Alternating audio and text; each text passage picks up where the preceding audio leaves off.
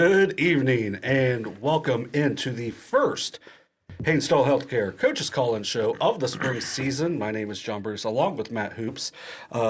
We are going to kind of just jump into things because this is going to be kind of a shortened episode this week. We're going to go a little longer in the future, but this week it's just going to be us, Christian Spradlin back there, and then also some coaches coming or calling in, and then in the future it looks like we'll have some guests in the studio as well. But we just wanted to get back in and kind of get back into the groove. Yeah, I'm a little surprised Dr. Haynes didn't, come through with his offer to bring the horse in and adjust him tonight. I think maybe that's an after spring thing, but I don't know if that's going to be able to be live on here. That might have to be just a clip to put in. But as always, we are. I think you go big or go home. It's live. Yeah, that's true. Just to see it come out. As always, we are here in the Chillicothe Sports Card Studio, and now our first guest of the season, joining us on the Edward Jones Coaches Hotline, is Coach Nolan Crabtree from Lucasville Valley. How you doing tonight, Coach? Good, man. How are you? We're doing well. It looked like you guys had a nice day yesterday. A really nice start to the season for you, right? Without a doubt, man. I'd be lying if I said I expected that. It would, we've had good scrimmages and we played well early so far, and we've got a lot of good players and everything. But you don't really expect against two quality opponents like Fairland and Portsmouth to rack up the hitting numbers and put up the runs that we did this early in the season. So definitely thrilled with how we played, and our approach at the plate yesterday was great. Yeah, 31-6 in the two games is pretty dominant against, like you said, really good programs. So who really stood out for you guys yesterday? Well, when you score that many runs, there was a lot of guys that had really good days. So I've got some box scores here for you, and I'll just kind of give you the rundown of what I saw yesterday. On the day, we've got guys like that people have heard of, Gabe McNeil, Nolan Barnett, guys that have been on Carson Powell that have been on our lineup for a few years. But honestly, there's a few guys that kind of are just kind of in there. They'd started before, but really just working their way in. Like Colin Green had a phenomenal day at the plate for us yesterday. He was, let me see here, he was 3 for 5. Combined. Let me see. I'm sorry. I'm trying to pull this up. I had to pull off the side of the road here. I'm on my way back from Huntington, my son's AAU game. So, anyways, Colin Green had 3 hits. Drove in 2 runs yesterday. Nolan Barnett, said his name. He had 4 hits on the day yesterday. Drove in 6 runs. Gabe McNeil had 3 hits. Stole some bases. Had a double. Drove in 2 runs. Hunter Cunningham had 4 hits, drove in 5 runs. Carson Powell had 4 hits on the day, drove in 5 runs. Brady Haynes had 2 hits, drove in 3 runs. As mentioned, Colin Green, 3 hits, had a double, 2 RBIs. Up and down the lineup, we just had guys that had hits all over the place. Parker Robinson, our catcher, he had a couple hits, drove in a run. So everybody in our lineup yesterday, 1 through 9, had a RBI and had multiple hits. So when you have that kind of day, that leads to the final output that you guys saw on those scores. Coach, is that something that, I mean, obviously you never expect that, but like your approach at the plate for all of those hits, are you guys aggressive early in the count, or just opening day, anytime you play, kids are excited no matter what the sport is, but baseball sometimes a little different. You got to battle the elements, and which was a pretty decent day yesterday. But just the approach at the plate, with all that going through, you just went through. To me, it sounds like your guys were very aggressive. Yeah, I mean, we had some aggression there. There's certain times that we want guys being aggressive going out there. I don't want us to be a overly free swinging type team, but especially when we get runners on base, we want to get a pitch early in the count that we can hit. And I don't think that's anything different than what most coaches teach. But one of the reasons I kind of was, I would say, not expecting where we were at, we did some construction and things around our baseball field this year, and they poured a new concrete pad and put turf down on it and stuff for us as far as our batting cages. Well, there was a kind of a little bit of incident with putting our cages back out of our netting. So we don't have cages right now. We got one singular cage on the inside, and we've been able to hit on the field, but then you're dependent on the weather. And so we've not had the amount of swings that we would normally have at this point of the season. And yesterday my whole message was just, guys, go up there, let's get a good pitch to hit, and like you said, just be aggressive. And man, we barreled the ball quite often yesterday. So I'm just really proud of that. And the confidence really breeds there.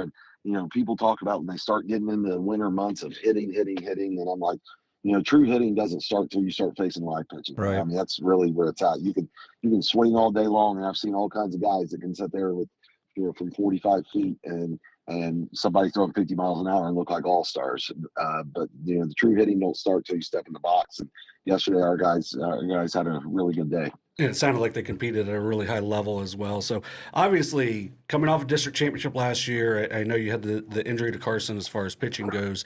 Who's been able to step up for you guys pitching wise? I know Nolan had a lot of experience coming back, but has there been anyone else? Yeah, I mean, you talk about Barney. Barney, I say this all the time, he's a dog, man. I mean, he was on the football field for us. He has been in baseball. He was a guy the last handful of years will take the ball, pitched in any role, came in tight spots, when there's injuries, didn't matter. And yesterday he struck out 12 and went the distance against Portsmouth. So, he's kind of the guy that we're definitely leaning on there. But, Gabe McNeil, is obviously a name that people have heard if they followed football around this area and baseball the last few years. And Gabe has pitched for us some throughout the years, but he's kind of been like, that non-conference guy or reliever for a couple innings here and there. And I really just, talked to him over the winter about, hey, we're going to have to rely on you to start some games. And, he's strong and he throws hard and he did an excellent job yesterday. We pulled him a little bit early there, but because we had the big lead against Fairland, but he came in and threw strikes, and that's all you can ask for. But throughout our scrimmages, we actually were able to no-hit White Oak a couple of days ago with multiple guys throwing. Colin Green, Hunter Cunningham, Nick Queen. A lot of these guys. Gavin Hanna pitched a little bit yesterday, so we got some depth, and we're trying to figure out who's going to really take the reins and eat up those innings that that we lost with Carson's injury and the graduation to Jake. And we know what we've got in Barney, but the rest of those guys, and they've done a great job of stepping up so far. And, I'm really proud of where they're at. And Coach, this is, I'll ask this even though we have another coach that's done multiple sports as well. When you're doing multiple sports as the head coach, at a school like Valley, how important has your staff been, and how important has the buy-in for the kids been to help? You had a really nice football season this year, obviously coming off a district championship in baseball, but to continue that throughout the school year. Yeah, my staff is both sports. I would put them up there with anybody. I've got a lot of help. We talked in the football season and stuff. My coordinator, Luke Keller, my defensive coordinator, very well-respected football guy, had a great career at Valley and then at Morehead State and stuff, and then Kirk Thompson, who, played at University of Cincinnati. And, having guys like that on your staff that really help with those things. But then there's other guys that have really been in there. But the thing that I have as far as continuity is that makes it easy is my strength and conditioning coach, Bryce Romanello. He really bridges that gap for me in between things and really makes sure that, I'm able to coach the sports and not have to worry about just spending time in the weight room doing those things. He's tremendous when it comes to that. And then my baseball crew, I don't know, some of you guys that saw me during the football season knew I tore my bicep back in late August.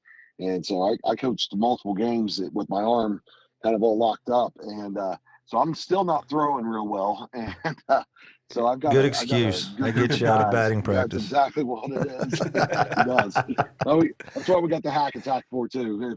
If it's my day to throw, the hack attack gets set up. So yeah. My brother Logan Crabtree, he's been with me since the beginning. And then I've got 4 other guys that played for me that have came on the staff throughout the years. Blake Howard's been there the longest, Kenny Williams, Jared Morrow, and Andrew Jonas, and they all do a great job of helping me out and making sure that our kids are well prepared.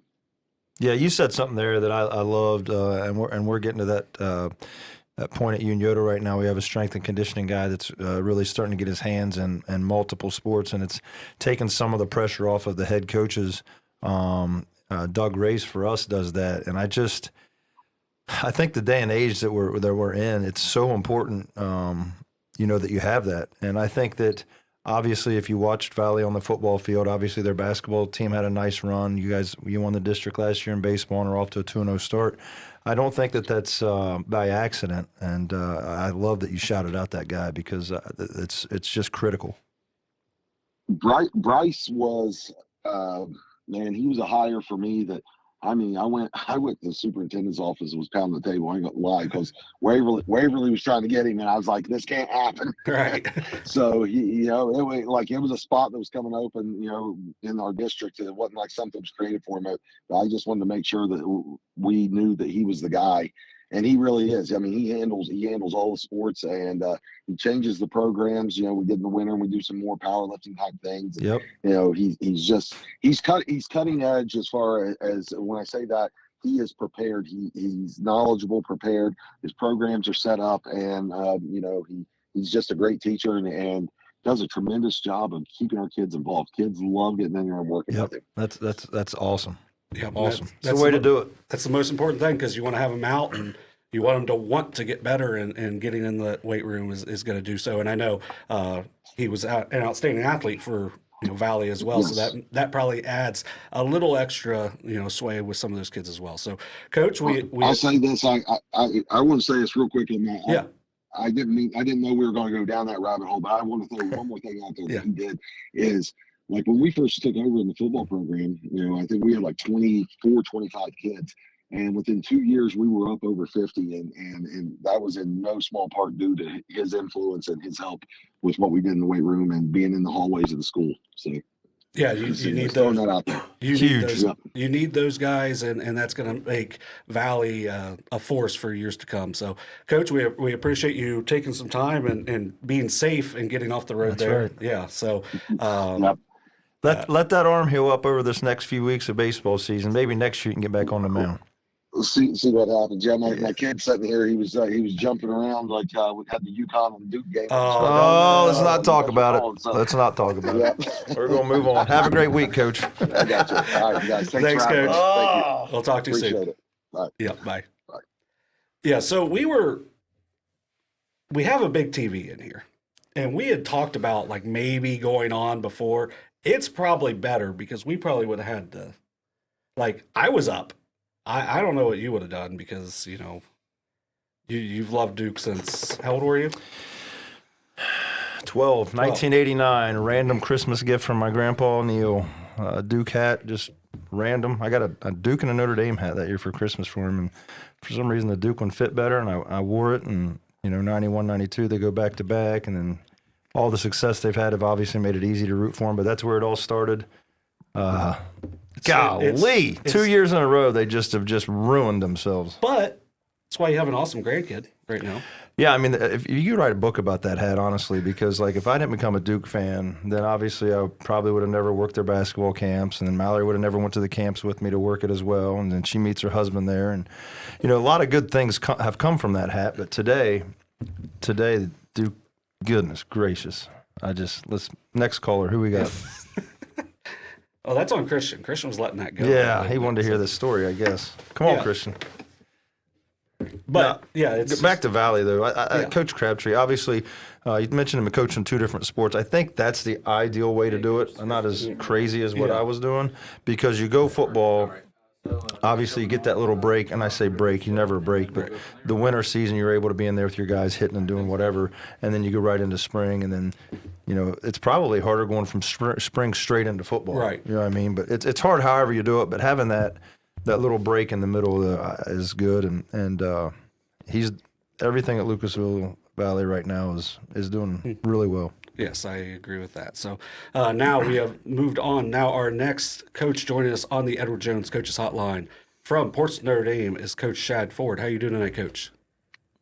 Hey, how you guys? We're doing pretty good. We're doing well.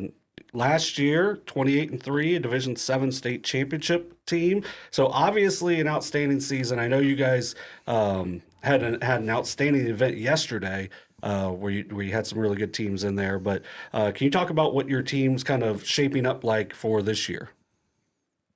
Yeah, had a pretty good season last year, and then we've had some, already a few tough games here early on with Jackson opening up, and they're a pretty good ball club up there, and had Kenton Ridge and Willisburg play before that. We played Kenton Ridge, so trying to schedule some big games and early on and see where we're at. Yeah, and that's just going to make you better and better because you mentioned Jackson. Jackson's got an outstanding program, and they're a bigger program. I mean, Kenton Ridge wins. Did they win back-to-back state championships, or is that just one? No, I think they just won the last year. Okay. But, I'd say they'll be there this year too. Yeah, and then Wheelersburg obviously won a state championship as well. So I mean, just a great event for all three schools to be a part of that yesterday as well. So how did your kids, kind of attack the day? I know Kenton Ridge got the win, but did you like how your kids kind of approached everything? Yeah, we're knocking off some rust early in the season, like I'm sure everybody is, not making excuses, but it's March. We didn't play, to our potential yesterday, but kudos to Kenton Ridge. They're a heck of a ball team. Quite a bit bigger school, but like you said, I mean, we're trying to play them, trying to play everybody above us just to get ready for that May. But I saw a lot of positives yesterday. They got a pitcher there that spun up pretty well, gets up there in a velo, and I think we only had 2 strikeouts against her. So, I take some positive away from yesterday and some learning curves too that we'll regroup and get back to the drawing board. And got a tough one tomorrow too, as well as Greenup County with Kegley in the circle for them. Yeah, and then they just put it on a really good Ironton team yesterday. So I mean, it's just the softball down along the river is absolutely outstanding. So that doesn't just count our side of the river because you have over in Greenup and the other side as well. So can you talk about some of your kids and what they've been able to do just so far or kind of what you have coming back? Yeah, we got 13 again.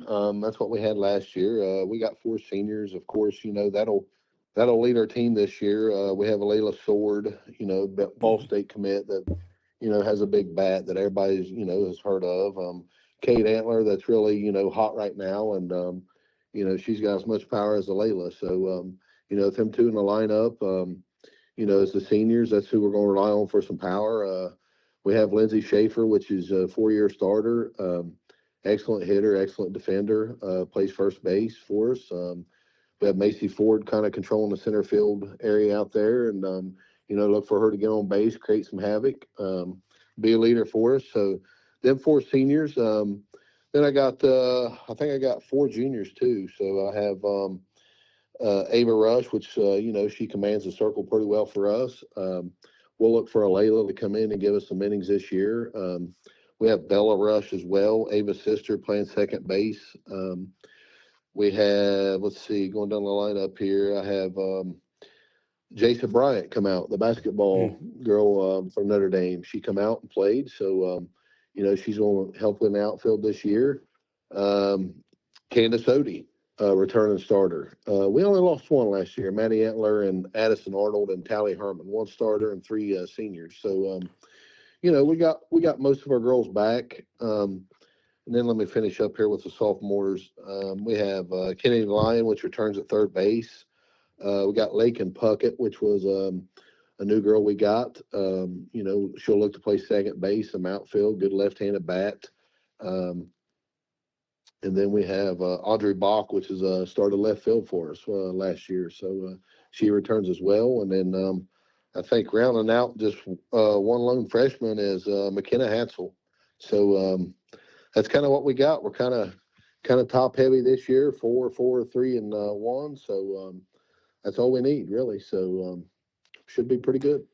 Coach, I know I'd heard of the schools that John just mentioned that you played this weekend, and the funny thing was, my son goes to Morehead State, and I had to take him some things down to him today. And I was driving through Greenup, and on my way back through, I noticed their softball field, and I don't have any idea about how good they are, or how what their program's like. But just as I was driving by, I said, man, that school I think takes softball pretty seriously just by looking at their field as I drove by it. So, hats off to you for playing really good programs. I mean, obviously you guys are, a really good program yourself, coming off a state title, and challenge yourself early on with these teams, because a lot of times during the regular season, maybe in the conference, you don't get as challenged as you would, especially in a small school division like you have. Yeah, exactly. That's why, my assistant, Coach Antler, he kind of handles the schedule. But like I told him, like you said, I mean, Clay in our conference is going to be pretty good this year. We got to watch out for them. But some of the other teams, maybe not quite to where we want to be, versus the other teams. But that's why we schedule Green Up and, Kenton Ridge. And, we got a Mid-Ohio Classic with some of the top northern teams, too. We're heading down to Myrtle Beach here, I think, after Easter weekend. So, we play a big schedule. We don't really care about the losses early on. I mean, I told the girls from the get-go, we probably won't go 31-0. We want to. But I bet we'll be ready for the district and regionals and hopefully state. So that's the goal. That's when it matters. Yeah, the only losses that really matter are the ones that come at the last one. Yeah, the last one. So if you can get yourself ready through some losses throughout the season, then you and when you face teams throughout that postseason, you can at least look back at, hey, we saw a similar pitcher from Kenton Ridge. Maybe doesn't throw as well as this one. So, hey, look, we put up a few runs here and give them a little bit extra confidence as well. Yeah, absolutely. That's kind of why we're playing, even tomorrow, the Kegley girl, she's around 62 with some great spin.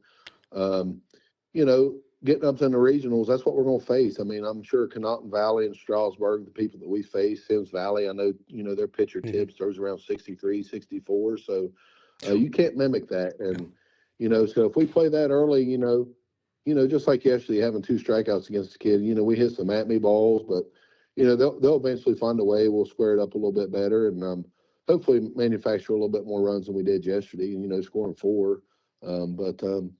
That's why we play them, just to, face that for later on in the season, for sure. Absolutely. Yeah, and then you have a lot of experience coming back, and all of those things point to a big-time season, but it's actually, even looking back at that even more, it's probably better to maybe throw some losses in there, because then it's, hey, that we're not overconfident, even though when every time I've talked to the kids from Notre Dame, it's just, just real workmanlike, and you go out and compete and compete at a high level, but still that's always like kind of the human element of, like, you could maybe get a little overconfident. Complacent. And I love that schedule you guys have this season.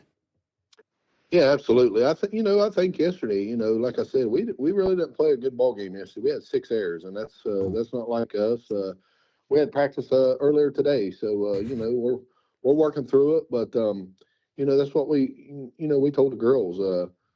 It's going to humble us a little bit. We're not back now. Like, I felt like we should. Every game we go, we want to win. But when you lose a game, it kind of humbles you. It kind of gets you back into the drawing board and puts a little chip on your shoulder. So tomorrow, I'm sure Green Up will get our best, but you never know. I mean, it's funny how the ball bounces. So we'll go out there, we'll compete, we'll try to fix some of the errors we made and move forward for sure. Coach, you mentioned practice today. Is that something that you kind of just have to almost squeeze in due to the weather and due to playing, so many times throughout the week? I mean, it was a beautiful day. I mean, I'm sure you got some good work in today.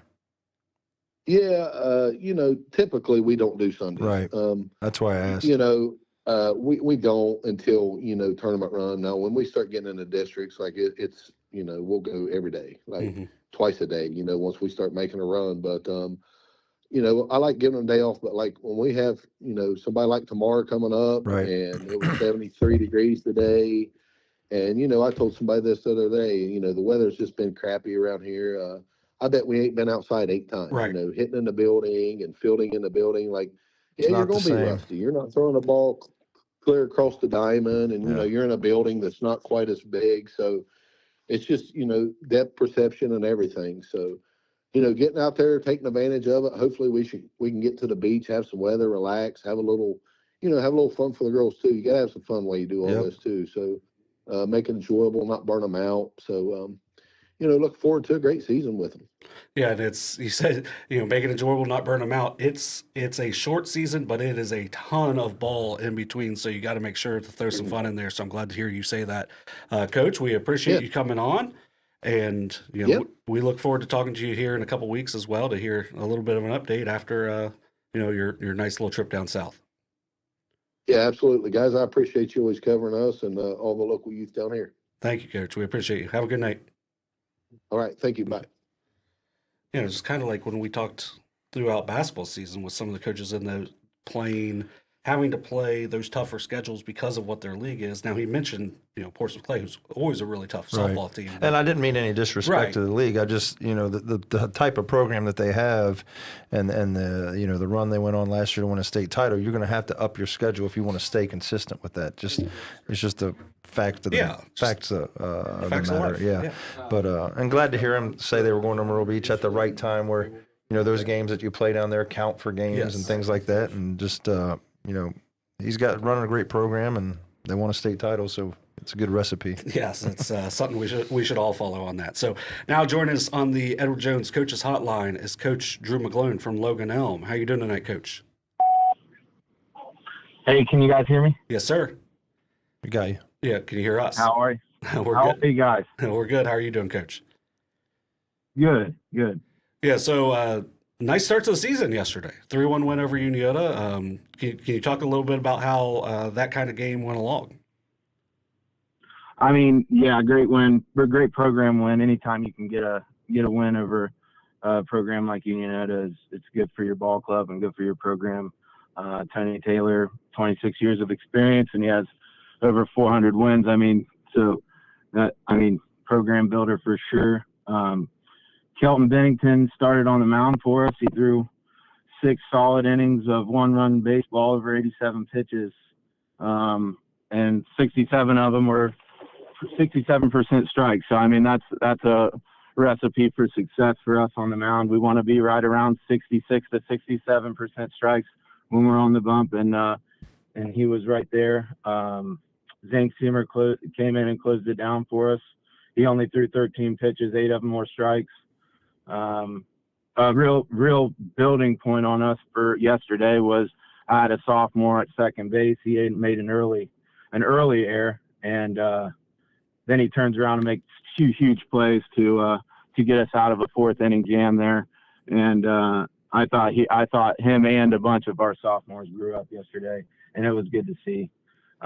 Offensively, another senior, Brady Neff, started us off on the right foot in the 1st inning, where we kind of did all of our work on the offensive end was in the 1st inning. We got all 3 runs in the 1st, but you don't like to see the offense kind of sputter out like that. But to get them early is a good thing. So and he got us rolling. So that's kind of what I got on the game yesterday. But yeah, it was a good overall win for us for sure. Well, and then the way you mentioned, that Kelton started, which immediately is going to shake up your defense a little bit, because I don't know if there's, the shortstop position is incredibly important anyway, but man, he is so much fun to watch playing that position.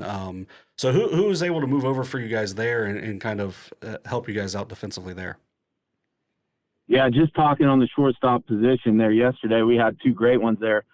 Zick Afus for Unioto, man, I think he does it just about as well as anybody too. So those 2 guys up the middle, Kelton and Zick, pretty doggone good shortstops there in Pickaway County yesterday. But I had a sophomore slide over and play shortstop for me. His name's Blake Swicegood. He bats in the 2-hole for me right now, and he's stepping up and doing a heck of a job. He plays a little shortstop. He plays a little Your third. Your recording has reached the maximum length. To replay your message, press 1. To delete or re-record your message, press 3. For delivery options, press 4. To send a fax, press 6. To cancel this message, press star. To send this message. Are we good? Okay. So we'll get Coach back here in just a second. I don't know what happened. But yeah, I mean, anytime, he mentioned the shortstop position, and if you Got guys to be solid up the middle. Yeah. You know what I mean? And if his pitcher is his shortstop, there's got to be someone else that's just as good right behind him. We got you back, Coach? My apologies. Oh, it's all good. Hey, it's our first episode of the new season, so it's all good. So we appreciate you coming back on. Leave it to me, Hey, it's all good. So you were talking about your sophomore that stepped over and is hitting in the 2-hole. Yeah, he's hitting in the 2-hole, and he's doing a great job. He plays a little bit of shortstop, plays a little bit of second base, and he slides over to third some too. So he does the horseshoe for us, and he'll step on the mound a little bit too. So he's doing a great job thus far. We've only played one, so it's good to get the first one, but long way to go. Coach, what do you guys have coming up this week? I know you played a tough opponent yesterday, and what's the rest of the week look like? And when does the Mid-State League start into league play? Mid-State League starts Wednesday, and it doesn't get any easier for us. We go up against Fairfield Union at home on Wednesday, and then we roll right into Westfall at the VA on Friday, and then a good Zane Trace team on Saturday. So we got 3 good opponents coming up, and there's no time to relax at all. So.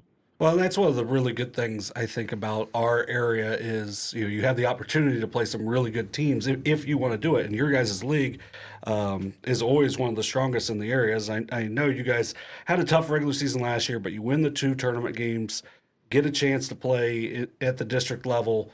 I know, whatever. You get past the old sectional level, you get to the district semifinals. Right. I'm trying to get used to that. But and then when the couple times I saw you guys last year, I was like, man, this is a good team. But then you remember the schedule and kind of how everything goes, and sometimes if you don't get a win for a while, it can kind of build up. But it seemed like you guys were playing with confidence as well. It for sure snowballed on us a little bit last year. We had good opponents all year long. We just couldn't never get over that hump, like we were in one-run ball. I think we lost 10 one-run ball games, just could not get over the hump. So these seniors this year have been through a lot. It wasn't easy last year. That was a grueling thing for everyone to go through, and these seniors have been through it, and I think it's a testament to them how they've shown up and worked over the winter and worked this preseason to get ready for a tough schedule again. And Coach, just to hit on something real quick, as you were talking in my mind, I was just wondering about some of the teams you mentioned, how good of baseball is, like you mentioned Westfall, basically right down the road from you guys, Zane Trace in your own backyard, obviously Circleville just down the road from you.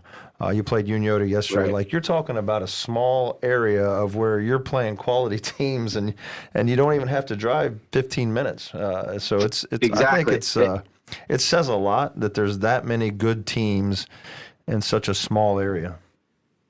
And I think you almost everybody you named in that group there is in the preseason top 20 in their division in the state. So that's a testament to the coaches and to their programs. I mean, it like you said, you don't have to go very far to find good competition. You left. I think Amanda wasn't even mentioned, and right, I think they're in the top 20. I wasn't. So, I just didn't say someone like that because you didn't mention them. But they're right there as well. It's just it's hard to believe that you can find in a such kind of like a small town feel where everyone you go play is good at baseball. Yeah, I mean, it's just, and I think absolutely, it's awesome. And it's great. Yeah, it's great. It is great. Well, I guess it's great. It's tough on a ball coach, that's for sure. Right. Yeah, I can imagine that. But I mean, watching the way you guys do things, last year I think is kind of going to be an outlier for kind of the future of Logan Elm. So, this week coming up, I know we'll see you over at the VA for the First Pitch Classic.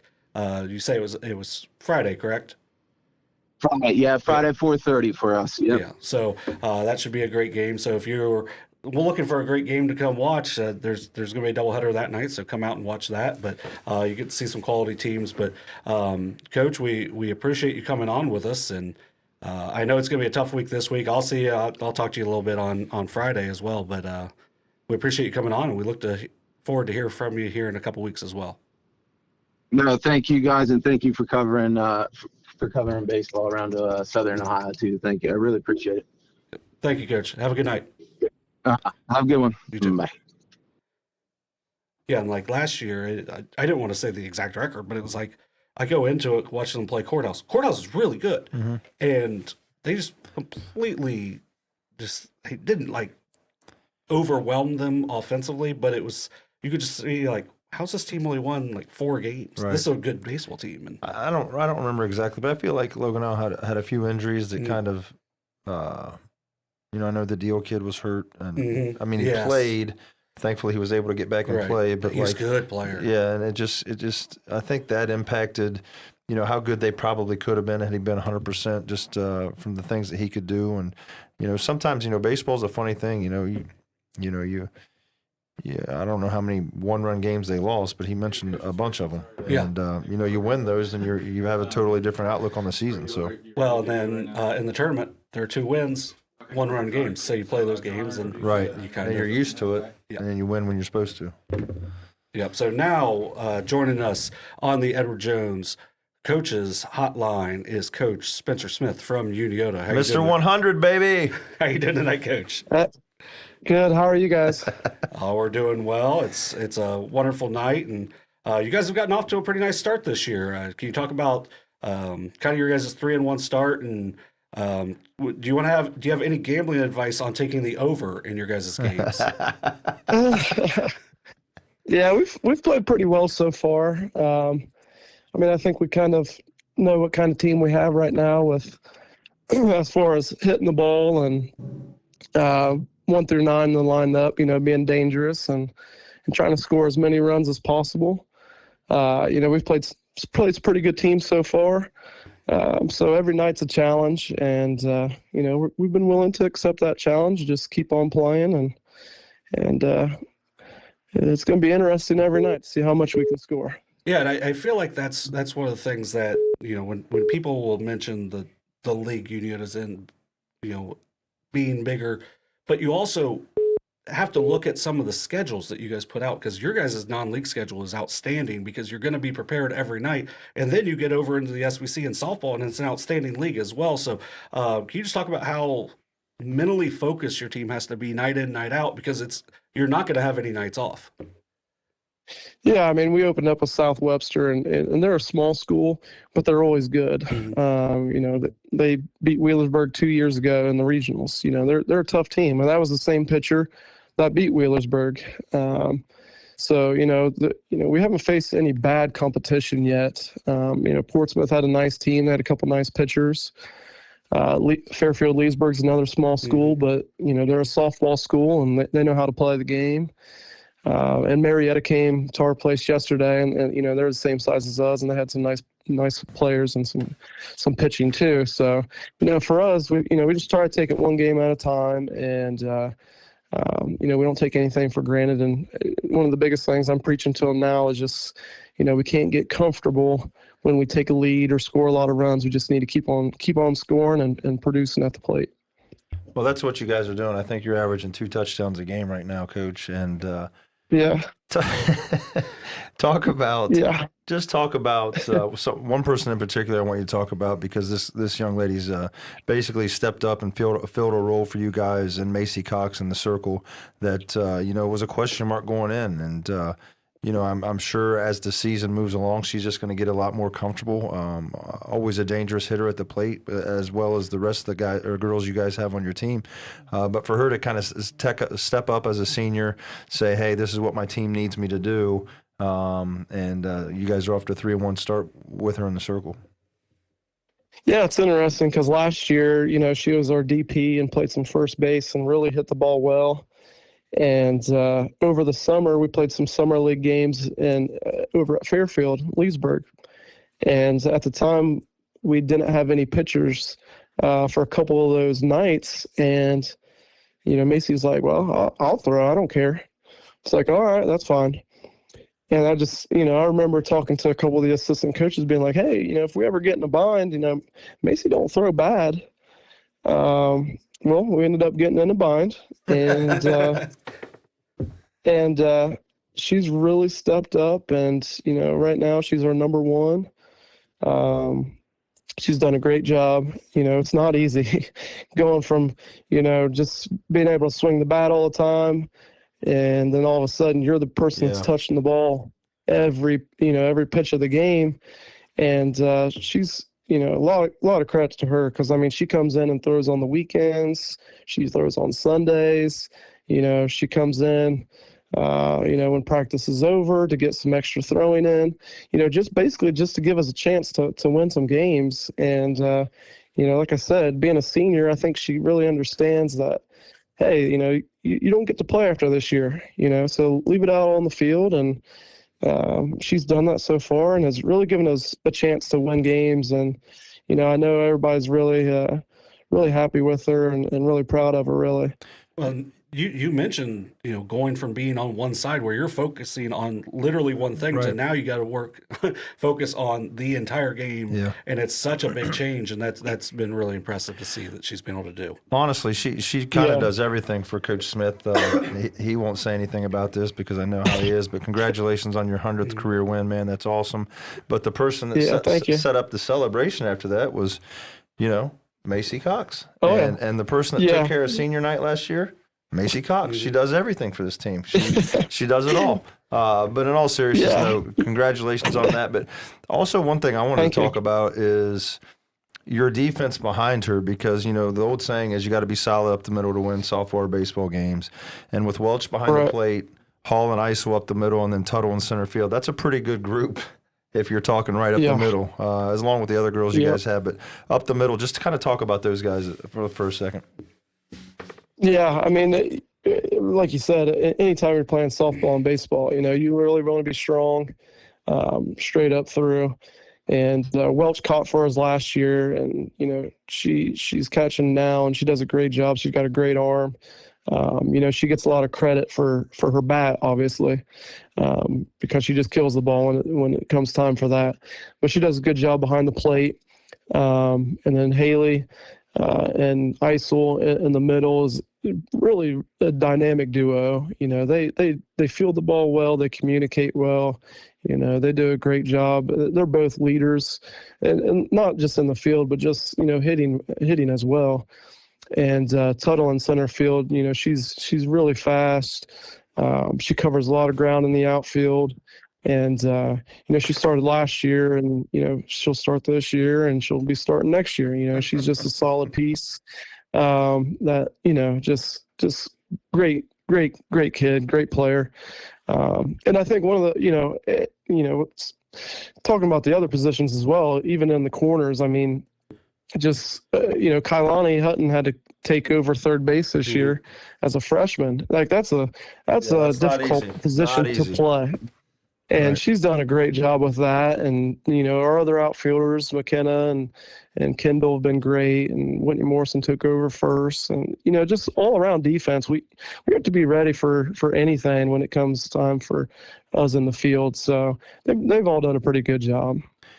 Yeah, you got Macy throwing strikes, and that's what you want as a coach. You want them to throw strikes, not walk anyone. She may not strike out as many batters as some pitchers might, but she's throwing strikes. But if you have a solid defense behind her, that's huge as well. And I think that you guys do, and I think that your girls are only going to get better and more confident each game that they play.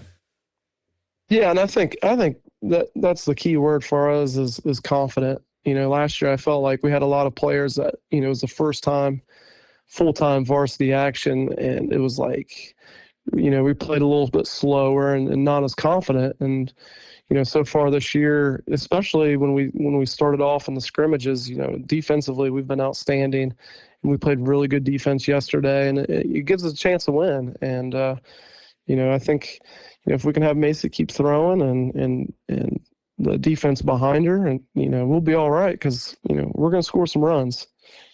Yep, and that's all you can ask for: solid defense, solid pitching, especially when you have that offense that you guys have as well. So, Coach, we appreciate you taking some time here on a Sunday night and coming on with us. I know you guys got a tough week coming up. Can you talk about that week coming up as well? Yeah, we open up league play tomorrow at home versus Adina. and then Wednesday at home versus Huntington. So it's nice to have a couple home games to start the league off, and we respect all the teams in the league, and but we're definitely going to get after them. So our girls will be pumped up, ready to go. You guys are already in bunt defense formation for that Adina game tomorrow? You guys out there on the field right now, isn't it? It's definitely going to be a contrast to styles tomorrow. That's for sure. I mean, we're pretty free swinging team, and I want the girls to hit, and we're going to try to hit it all over the ballpark. And Coach Jadwin's got his girls playing a certain way and playing small ball, and it should be interesting. It'll be fun. Yeah, whatever works. As I say, one of the best things about baseball, softball is it does not matter, because if you do your style well, it is very hard to beat. Right. Yep. So that'll be an outstanding way to start league play. So, Coach, we appreciate you taking the time, and look forward to following that game and seeing how you guys do against a really good Adina team. Yep. Thank you. I appreciate it. Yep. Thank you, Coach. See you. All right. See you. Yeah, and then that's an Adina club that Joe Jett, I think 4 home runs to start so far. So, and then Marley Halcom's going to go play college softball as well. So, I mean, that's a name you've heard for, it feels like forever. It's still got another year. And she still has one more year. Yeah. And, Adina's a really good softball program. Always do the little things right that end up adding up to big things, and lots of wins and lots of success. And it's always interesting when you start league play with two really solid programs. Yes. So that's one of the best things about playing in one of those really strong leagues as well. Yep, so, I agree.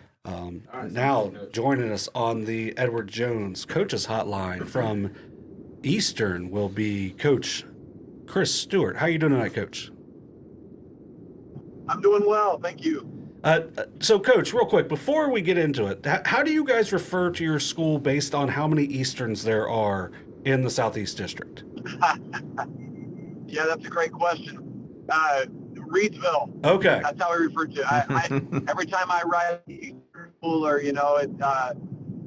when I ask, when somebody asks me what to put in the for the district tournament or whatever, we always say Reedsville that way. Because some people will say Eastern Megs, but some of our kids take offense to that because they don't want to be called Megs. Yeah.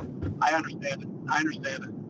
Well, I did an interview, and this is going to go back to the really good volleyball team, and you could tell that there was a little bit of extra pride in the Eastern name over top of the rest of the Meigs County. A little fired up when playing the other team. So I'd love to see it, because there's a lot of passion there, and that's one of the reasons why you hear a lot of good things coming from Reedsville. Yeah, it's a great community, and honestly, it's I've had the privilege actually to be to experience all 3 Meigs County schools. When I was a child, I grew up in the Southern School District, and then my parents moved. They moved. They bought a house in the Meigs Local District, so I moved the middle of my 8th grade year, and as part of Meigs Local, that's where I graduated. And then I started teaching at Eastern when my wife and I moved away for a little bit, and we came back from St. Louis, moved back to Athens, and I started teaching at Eastern when Rick Edwards was the principal there, and I always said, back, because that was Coach Bowen was there. He said, he was there for 19 years, and he had just started there back when I was teaching there, and I happened to connect with Coach Gibson at Athens and became his assistant coach for several years before I taken over there. But I always said that if that Eastern job ever came open, that would be the one that I'd want to have if I wasn't coaching at Athens. So I'm really, really privileged to be there, really blessed. Well, it's, obviously coming off of a district championship last year. I know you have a lot of guys back this year. Can you tell us a little bit about your team? I know you've only had the one game so far, but can you tell us a little bit about what you guys have coming back for you? Yeah, we do have a lot of guys back, but we also lost 6 seniors from last year. And so there's several open roles to fill, and those guys that left us last year, they were leaders. Those kids, they led the way, for a lot of the kids that are now seniors. They looked up to those guys, and so they're our first few weeks of practice, we're just kind of helping them kind of get their footing on what it means to be a senior leader and everything. We have 4 really great seniors now who have played a lot of baseball, but even under them, you know, we have 6 juniors, 6 sophomores. We had kids last year, I believe, that were on our bench playing in non-starting roles for us that I believe could have started on a lot of teams in our area, to be quite honest. And I know that they came into this season really hungry, and you could tell that in our off-season workouts. And we threw some bullpens on Sundays, and of course we were lifting weights 3 days a week since August last year, and there was a hunger with them. So they stepped into those roles, and we've been really pleased with what they've done so far in the preseason and our first regular season game. And that's all you can ask for is when you have people that are hungry, that they come in, maybe they have a chip on their shoulder, but they have a chip on their shoulder the right way because they want to prove themselves and not out of like an anger or anything like that of maybe not getting that opportunity. But when you have as good of a senior class as you had last year, those opportunities can be tough to come by. Oh yeah. Yeah. Everybody believes they should be playing. And I like that. I mean, they're a competitor, right? And so the culture is good, and they understand, that they've got to be patient because those guys in front of them are pretty good baseball players too. And any given day, they could take that role, they could take that job, but they always have to work as though they're the starter. And because of that, they came into the season ready to go. And it's I'm excited to see what they can do, to be honest. I really am. I think we're in a reload year, not a rebuild year. What's the early part of your schedule look like, Coach? So we started out with Alexander on Saturday, and then we have our next game is our first league game, and it's Waterford at home on Tuesday. And then this week we have Waterford on Tuesday, and then Federal Hocking away on Thursday, and then on Saturday we're going up and playing West Jefferson. So I think West Jefferson could be one of the top 3 teams in the state in Division 6 this year. They returned everyone from last year, and they were in the regional final or district. I think they lost in the district or in the regional to regional semi to Berlin Highland. Which is a team everyone loses to Berlin Highland. Exactly. It doesn't matter what sport you're playing. Berlin Highland's going to win. Yeah, we went great. We went up and scrimmaged Highland. Yeah, we scrimmaged Highland last year and this year. Yeah. And last year after we scrimmaged them, we knew, okay, it's going to be tough to get past these guys. This year, just last weekend, we went up there, and it's Highland. It's just different. They do things different up there. I mean, it's first class in every way. But our kids, after that scrimmage, they looked at each other and they said, yeah, if we see them again, we're beating them this year. I mean, that was their attitude. But after that scrimmage, they knew. I mean, our first 4 innings were scoreless. We scored the first 2 runs. They scored 4, then we scored 1. Yeah, that's awesome. Scored with JV guys in. Yeah, so. Hey, but anytime if you can get that type of confidence going into the season, you're going to feel really good about yourselves. And then, can you talk about what your league looks like this year? Because typically it is a pretty strong league, especially in baseball. Yeah, TBC Hockey really is. I've been in both, TBC Ohio, and then for several years, and then TBC Hockey, and people don't realize this. They look at it as a small school league, and it is, because most of the teams in the hockey division are smaller, but man, they're competitive. It does not matter what you think a team is going to be like at the beginning of the year. You're in for a dogfight when you go to Trumbull, and you're always going to be in a dogfight when you go to Waterford, and with Eastern and Southern, it literally doesn't matter what the rosters look like. That's going to be a battle, and so it's hard to, people ask me all the time, who do I think is going to be the team to beat in the hockey? And you always like to think it's going to be you, but I know what some of these teams are returning. Waterford didn't lose a lot of guys, I don't think, and they didn't lose much pitching, I know, and well, they did. They lost a couple of top arms, but they return a lot of guys that have varsity experience. I'll say it that way. Well, So that's what kind of we're focused on right now. And that makes it a very dangerous matchup at any level. So, Coach, we appreciate you taking some time with us tonight, and getting back with us after we missed you for a second. But we hope to hear from you again soon, later on down the line as well. So, hope you have a great rest of your week. Yeah, I appreciate it. Thanks for giving me a chance to talk about our guys. Yeah, thank you, Coach. Good luck, Coach. You bet. Thank you. Appreciate it. Yeah, and he had mentioned going to Athens and coaching under Coach Gibson, who, a Hall of Fame coach that sadly passed away recently. But so it's pretty good when you learn from Hall of Fame guys like that. I think so. I mean, I think one of the biggest things it does is it teaches you almost to relax a little bit and let your players play. Don't try to overcoach them, because I don't know of any Hall of Fame or great coach that ever says, "Well, we won because I did this." Right. You mean, you just take a step back, you evaluate what you have, and you let those guys go play. You let your pitchers pitch. You let your hitters hit. And I think that's the same in baseball or any other sport for that matter. Yeah, I agree with that completely. So now joining us on the Edward Jones Coaches Hotline is Coach James Flowers from Lynchburg-Clay. How are you doing tonight, Coach?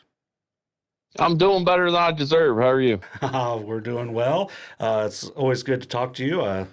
Outstanding season last year, 24-4, reached the Final Four in Division 5. I know you had an outstanding senior class last year, but can you talk a little bit about what you guys have coming back and a little bit about how you guys are going to be moving forward?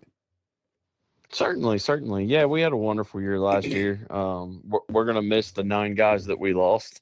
Might be one of the largest graduating classes any sport Lynchburg's ever had, but they set the bar for sure for the guys coming back.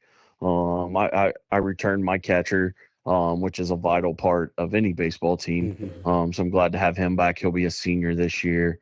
And then we had some freshmen that played on that Final Four team last year, who got some great experience, and they'll be returning with us as well this year. So the future's bright for sure. Well, and then I'm sure I'll tell you who probably is excited that you guys are moving on is probably the JV coaches in the league that you guys would have played, or anybody you guys would have played JV, because like when you have a senior class like that at a school that's traditionally good at baseball, that means that JV team had to have been a wagon last year. Yeah. Yeah, for sure. They went 19-1 last year. Yeah, that makes sense. And it's tough for us to find JV games.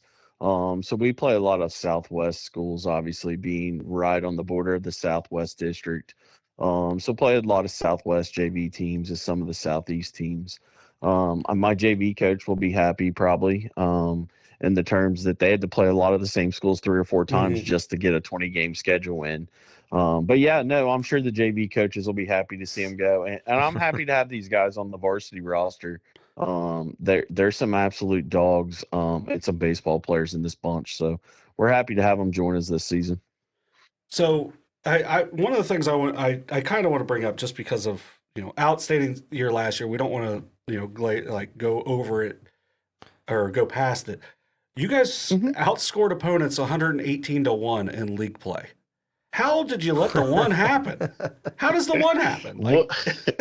Well, we joked about that all year. It was a mental lapse for sure. I'm not sure that feat will ever be accomplished again by anybody, or that anyone would know that stat other than you and John Bruce. Yeah. I've never heard of anything like that. It was mind-boggling for sure. And as the year kept going, I was like, surely something's going to happen, because it was like 4th or 5th league game of the year, and they scored a run, and then we just kept pitching shutout after shutout after shutout. Solid defense and 3 senior starting pitchers that just absolutely were relentless. And anybody can accomplish that. I mean, I've never heard anything like that. That's unbelievable. I guess that's the reason you guys were in the Final Four. Talk about some of the guys, Coach, that are coming up from that JV team that are going to have an impact on your program. Maybe that we haven't heard their names yet. Yeah, so we've got Max Baker coming in. He'll be a junior this year. Uh, plays really well. Been very pleased. Swings the bat incredibly well. Velocity wise, probably one of our hardest throwing pitchers. That's going to be on the team this year. So we're happy to have him come in. One of the kids that was actually on the Final Four team last year, he'll be a sophomore this year, is Tanner Roberts. Came in last year as a freshman, big kid, 6'5", plays basketball. And he just DH'd for me all year last year. I was gonna say blocks every shot in basketball too. Like he's got great timing. So he's been a pleasant surprise on the mound because, like I said, with 3 senior guys last year, he didn't get a lot of time on the mound with us. But did a great job filling that DH role. But he has been lights out in the 4 scrimmage games we had on the mound. I'm assuming it's an arm angle thing with him being 6'5", 6'6". But we're going to see how that keeps playing out for us. We're happy to have him join us. And another one would be Aiden Beanie. Nobody's heard that name before. He'll be a junior as well, coming up from the JV. So pitching staff's looking pretty strong. Yeah, and it's always good to have that pitching coming back or coming up that can be ready to go, and maybe even that people haven't seen, because then it can be maybe they get a little overconfident going into it. It's like, oh well, one Wells is gone, Flowers is gone, we'll be ready to go, and then you just got these guys coming in and just bringing it. It has to be a big boost for you guys. Well, one Wells is gone, but there's another Wells coming. So Wells not dry. Yeah. Cole's little brother Quinn will be a sophomore this year. He was kind of the 4th pitcher last year. Got some work here and there, not a whole lot. Only threw about 10 innings, but he threw 10 scoreless innings for us last year. So he'll be on the bump this year, and we're looking for a lot for him as well. Yeah, if he can be a quarter of what his brother was able to do, and I'm sure he's looking to be even better than that as well. So really exciting times for Lynchburg-Clay in baseball, and obviously in all sports as well. It's been really fun to follow the sports, getting involved in SOSA and everything. So what do you guys have coming up this week as far as the schedule goes? Well, we're going to open up league play on Tuesday. We open up with Fairfield, who's usually a strong competitor in the league, so we expect to have a good game there Tuesday night. Wednesday, we've got Huntington, who's supposed to come to our place, so if Mother Nature will cooperate, hopefully we'll get Wednesday in. And then Thursday, we've got another league game with Eastern Brown, that is. Mm-hmm. No offense to Reedsville, but Eastern Brown, who's typically strong in our league as well. And then Saturday, we got a doubleheader with Adena. It's the following week we kind of run the gauntlet, so we've got to hopefully get a few games under our belt this week before Mother Nature hits us next week, because we've got 3 on turf the following week, and we play some good games that following week. Yeah, I just pulled up your schedule, and here's the thing, for us at the VA, we have games so often that I don't look ahead, but you guys have Reedsville Eastern at the VA, and then you've also got Amanda Clear Creek at the VA, which are both going to be really good programs. So really looking forward to seeing you guys up there. Yeah, and then we're going to play Versailles out of the MAC on Friday, and we're going to play them at Wright State too. Yeah. So Coach Hoops in a big Versailles. Played Versailles once in the Final Four. Yeah, lost. Yeah, so you guys got to get them. Yeah. So if you're going to be good, you're going to have to play good teams. Exactly. Yeah, I agree. These young kids are going to grow, and they're going to grow fast. Yeah, and that's the really good thing. I feel like the teams you listed. I know you're supposed to play Zane Trace to start too. So the teams you've listed to start are going to be strong, because Fairfield, as you said, typically strong, well coached. Huntington's well coached. They're a little younger, but man, they're going to be really good. Eastern's always well coached and a pretty talented team, and then Adena. I mean, those are. And that's just in that first week before you even get into even deeper. So that's really good scheduling and should just make you guys better throughout the year as well. Yeah, we're looking forward to it. I wish our league would throw us a favor, but it seems like this is my 3rd year as the head coach, and I play Fairfield the opening league game every year and Eastern right after them. So I'm hoping at some point they flip a coin and I get a different schedule to open up for league play, but It's sounds like it doesn't matter. Last couple of years, so I won't complain. Yeah, I was gonna say last It year doesn't matter. You only gave up 1 run last year. You don't get to pick a coach until they start scoring runs on you. You're going to have the tough ones right out of the gate. Oh, okay.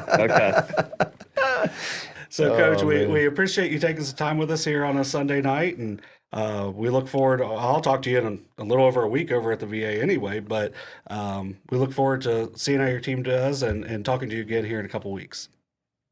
Well, I appreciate you having us on, and I appreciate all the coverage you give us. We really are grateful for it. So keep doing what you're doing. We appreciate it. Thank you very much, Coach. Have a great weekend. Yep. Good luck, Coach. Thank you. Bye. Yeah, I'm gonna have to adjust that. Have a great weekend, because the weekend is what, an hour longer, and then you're going to bed and getting ready for work. Sorry. Only 3 days. Yeah, that's true. I got 4. Yeah, 3 for us. You know, so. and then only 4 the following week. Yeah, because you start back a little bit. Yeah, it's a nice little break. Heading to Charleston. That'd be nice. Which one? South Carolina. Even better. Oh yeah. So now joining us on the Edward Jones Coaches Hotline, our final coach of the night from Piketon, Coach Mark Blakeman. How you doing tonight, Mr. Coach? Coke Butter Cheese in the house. Yeah, I'm doing well. Pretty nice start for you guys on the year, a 5-1 start after a district championship last year. Addie's obviously seeing the ball well. Is it 6 home runs for Addie Blakeman so far? Yeah, 6 home runs in 6 games. You guys have to recharge that air horn yet? Yeah, I was going to say it's getting the workout right now early, which is good for us. Oh, absolutely. Yeah, you always. That's also, we've talked about the different things about baseball and softball, but I feel like one of the things is there's so much personality in it that you're able to have a lot of fun. Your team can kind of take on their own identities and personality, and it sounds like your team has no lack of personality, does it, Coach? No, you're right there. I tell you what, it's a fun bunch of girls that I have here, and it makes coaching them fun. Also, it's been a blast with these girls. Well, and then obviously winning's fun, but you can just tell how hard they work in everything they do to be quality at everything they do. So sometimes you get teams that are fun, but they don't really work as hard. But when you have that right mix, it's got to be really fun to see the improvement that they have each and every night. Oh yeah, you're right there. They do work hard. They know when it's fun time and when it's time to work. Yeah, I mean, obviously there's a difference, and I think a lot of times, it is fun when you're winning, but you have to put the work in to put yourself in that position to win. And obviously last year your girls did that, and it seems like they've built off of that, and they know what it's like to get to that level and want to just keep pushing the envelope a little farther. Yeah, they really work hard at practice, and of course they have a lot of fun during the games. Our dugout's pretty hype. Well, and then when you've got as many different kids hitting the long ball, getting extra base hits, not just hitting home runs, because I know like a Reese Shanks has multiple doubles, triples on the season. Can you just talk about how many different kids have you had actually hit home runs already this season? So we've had 3 right now. We've obviously Addie has had 6. Aubrey Heath had 1, and we have a freshman catcher this year, took over for our senior, graduated last year, and she hit her first home run actually yesterday, Saturday, down at Rock Hill. It's pretty funny because she was getting ready to bat, and the other coach called timeout. She came up to me and she goes, "Man, I want to hit a home run so bad." I said, "You're a freshman. You got 4 years." She goes, "Yeah, but I want to start right now." I said, "Well, go do it." She got up in the box and put one over left field fence. What was that handshake like coming around third? A lot of smiles? Oh, yeah. Yeah, it was awesome. I tell you what, that was her first at bat that game. And her second at bat, she hit one off the fence. It was probably about, 8 to 12 inches just below the top of the fence. It almost went out, too. So the fact she wanted to hit one means that she's probably going to do it a few more times. So we don't want to jinx that, obviously. But honestly, I always wanted to hit one, and I just didn't do it. Like I wanted to keep the ball in the ballpark.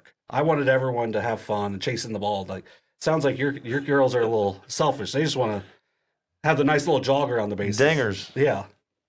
Yeah. They don't. I don't guess they want to run around the bases. They just like to jog. So, which is not a bad thing. Well, your freshman catcher is watching all these home runs being hit last year, and then obviously early this year, she probably didn't feel like she fit in until she hit one. So. Oh, she definitely fits in now, right? Yep. So one of the big things, obviously it's awful. You're going to score runs, but you also got to be able to stop the other team. Who's pitched well for you guys so far to get off to this 5-1 start? Okay, so we have 3 pitchers. We had 3 pitchers last year, and we had one graduate, and then we reloaded with a freshman pitcher. And Peyton Day. We have a junior pitcher, Sadie Childers, and then Addie Blakeman pitches also. So right now, I was looking, I believe Sadie Childers' ERA is sitting at a 2.7, and I believe Peyton Day, I know she's under a 1. She's at like a 0.6 something on her ERA. So we're pitching well. And we're hitting well, so that's a good combination. Well, and then because every once in a while you're going to face, especially in our area, you're going to face some really good pitchers. So if you face someone that shuts you down, it's nice to have multiple options that can shut down the other team to where you guys can maybe have to scratch across and run it if you've got to play a little more small ball. Right. Yeah, and we actually. We can hit the long ball, and we could play small ball when we need to. So yeah, we work on the small ball stuff a good bit too at practice. So if it comes to where we have to do that, then we're prepared. I think one of the good things about working on small ball is not only offensively it helps you guys, but then it allows your defense to become comfortable defending it. When you're doing it live on the field. So. You never know what you're going to see, and I'm going to assume that you guys won't scratch too many runs across with the way you guys hit it. But if there's going to come a time where you have to, you'll be comfortable doing that. Right. Yeah, and we practice, on the small ball area, we practice both offense and defense, obviously, and of course we want to be prepared if we're in a dogfight and they're trying to play small ball against us, we want to be prepared on the defensive side also. Well, and it's sometimes it's always fun to just get those teams back by doing it back to them because maybe they don't work on it as much. Well, they're probably not expecting it. Yeah, especially when you hit the ball as well as you guys. So speed's another big thing. So who's got some really good wheels for you guys if it does stay in the park, but it ends up being just an extra base hit? So we got a good bit of speed. Aubrey Heath, it's probably our fastest, but I'm going to tell you right now, Briar Penwell is not very far. She's probably right on her heels. So Briar's pretty fast. She's beat out some infield hits this year already, and if she hits the ball in the infield, if they bobble one time, they're not throwing her out. Well, and then that's a name where if you watched in basketball, that was one of those kids that played super hard all the time. So not too surprising that she'd be one that would bust it out of the box every time. So, Coach, we appreciate you hanging with us here a little bit on a Sunday night. Who do you guys have this week? We have Paint Valley tomorrow, which is our season or our league opener. Mm-hmm. And then we have Gallia, which just found out that they have a center fielder, I believe, that signed with Minnesota. Just found that out just a little while ago. So I guess she's pretty good if you're going to sign with Minnesota. Yeah. So we'll get to see that Tuesday, and then we're supposed to be at Zane Trace Wednesday. And then River Valley's coming to us Thursday. So that'll round out our week. Yeah, you want to get a lot of games in early, get a lot of swings in, and then later on, if you actually have some days available to practice, then you can work on those little things as well. So, Coach, sounds like a busy week for you, and I know here in a couple weeks when we're back here in the studio, we'd love to have some of your kids come up if you guys want to come in, check out the dugout, and come in and in studio, and always a fun group to have here in the studio. Oh yeah, we're if we're available, we'll be there. And then you opened up here with talked about Coke butter cheese. I was going to ask an update on the fish. I was trying not to because I know the fish lifespan. Well, some fish live forever, and you don't even feed them. Yeah. I tell you what, he's still swimming right now. So just don't spill him. Well, we've already done that last year. Sometimes we had a few mishaps last year, but he's still alive right now. But it's they talk about when we get a home run, we bring the fish out and we got to kiss the fish, and so the fish has got a lot of kisses this year so far. So it's been fun so far. My thing is this, Coach. As long as you're there's going to be a Coke butted cheese. Whether it's it's kind of like the bulldog at Georgia. Like once they pass on, there's always Coke butted cheese 2, and then Coke butted cheese 3. But we're hoping the original lasts for a long time, and we get a chance to interview the fish whenever you guys come up as well. Yeah, we'll make sure when we come in, we make sure we bring him. Well, Coach, we appreciate it. Yeah. We look forward to seeing all of you guys in here inside the dugout here in a few weeks as well. So best of luck to you this week, Coach, and we hope to talk to you again soon down the line. Sounds good. Thanks for having me. All right. Thank you, Coach. Thanks, Coach. All right. Well, and one of the things with we covered the baseball coaches clinic up in and they had a lot of the SEC coaches for baseball in, and a lot of the things they talked about was just the things you do in the dugout. It's a long season. There's got to be some fun in the dugout, and that's one of the best things. And I love to hear that from Piketon. Yeah, I think that they're with the times in terms of that and things like that. The home run chains, the home run hat, Piketon has a home run fish. Yeah, we saw the trident in Seattle. Seattle just busted that out. Obviously, Aubrey Heathstead with the train horn going off. Mm-hmm. I mean, you got to make it fun. I think my dad once described it as he was watching a softball game a couple years ago. And he's like, man, watching high school softball is like watching kind of like a party. Yeah. Because you got the music going, the game's so fast. Mm-hmm. Everyone's into it. It's a lot of fun. And sometimes for, sport like that, that you can have lulls, but I don't really think that's the way it is in softball. Baseball sometimes maybe so, but I think the coaches in this area, I think obviously the players in this area, not only do they play really well around here, but they play year round, and they get outside of the area and bring some of that back, and it's just exciting to see. Yes, I agree with that completely. So, that's our last coach for the week. We've got a couple things just want to talk about before we move forward. This week at VA Memorial Stadium in Chillicothe, we will have the First Pitch Classic, which will feature 2 games each night of the week. So starting at 4:30 and then at 7, Monday through Friday, there will be 4 games. And then on Saturday, starting at 10 a.m., we'll have 4 games out there. Let's see, 10 during the week, right? Yep, 10 2 during a night. the week. And then 4 more, so 14 games this week. And when we had 3 on Saturday, so 17 games in the First Pitch Classic. So it's awesome. It's $5 to get in. We have concessions. Obviously there's no parking or anything at the VA. If you have a dog, you can bring your dog. Keep it on a leash, please. But you can bring your dog and clean up after it also. But maybe we can get Dr. Haynes out there and adjust some of the dogs. Yeah, or take a horse in there. I mean, it is the paints. Yeah, paint horse. Yeah. That's maybe before the paint season. That's the goal, is to get Dr. Haynes to adjust the horse, not the mascot horse. Yeah, not the Well, I'm sure whoever's he could adjust him too, but whoever's going to be the mascot probably would love to get that done at some point, because I'm sure that head is a little bit heavier. We'll also have a paint-centric podcast this summer here in the Chillicothe Sports Card studio as well, and just a whole lot of other options. Look for. I know we'll be live streaming a couple of games on Saturday. We haven't decided which 2 it's going to be, but I know Shane Combs is going to be out calling the games. I think those are going to have him with Carson Francis on those. on Saturday. So look for that announcement to come along coming up. And then we will actually be taking next Sunday off because it's Easter.